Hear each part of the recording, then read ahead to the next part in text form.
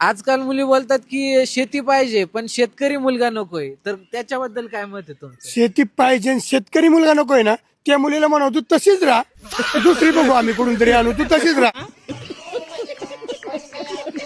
ज्याला कोणाला नकोय ना शेती, शेती पाहिजे तुम्हाला विकायला पाहिजे का फक्त मग? तेच ना, शेतात जायला नकोय कामाला, पण आणि शेती पाहिजे. हा, त्या मुलीला सांगायचं, आधीच तिला विचारायचं शेती आहे माझ्याकडे करायला लागेल. ती म्हणली नको, आपण तसंच राहिले तरी चालेल, पण ते पोरगी नको आपल्याला, तसंच राहू दे, काय अडचण आहे. बरोबर हा, आहे. काय अडचण आहे, काय कशाला लागते शेती, मग बी त्यांना तसलेलं पोरगी पाहिजे आपल्याला. परत म्हणतात की मला शहरातला मुलगा पाहिजे. मग शहरातच जमा नाव तिथं बस, त्या एवढ्या एवढ्या खोलीत, एक 10 बाय 10च्या खोलीत बसन, तिथंच बस 15,000 20,000 बस, तिथंच गाठणी बांधित म्हणा कशाला तरी. अरे काय धंदा तिचा. जसं तुकाराम महाराज जसं संसाराला विटले होते, सोडून गेले ते सगळं, म्हणजे नाही नाही, विटून नाही चालणार. शेतकऱ्यांनी संसाराला विटून चालणारच नाही. बायको नसली तर कुठं भाकरी कोण करणार आणि ती शेतीत कोण जाणार, काय मजा नाही येणार त्याला.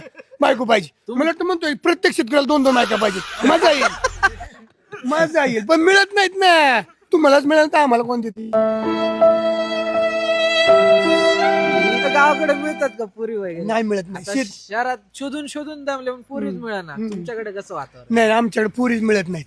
हे का आमचं पोर आई लग्नाचा आहे, तो मागचा आहे, ह्यो बी आहेच. तुम्हाला आहेत का मुली वगैरे? आहे की एक मुलगी आहे. तुमच्या काय अपेक्षा आहेत? कसं? नाही 10 एकरवाल्यालाच द्यायची, मधल्या 5 एकरवाल्याला सुद्धा द्यायची नाही, ज्याच्याकडे 10 एकर त्याला द्यायची. तो कसा दिसायला असं तरी चाल, पण 10 एकर त्याच्याकडे जमीन द्यायची.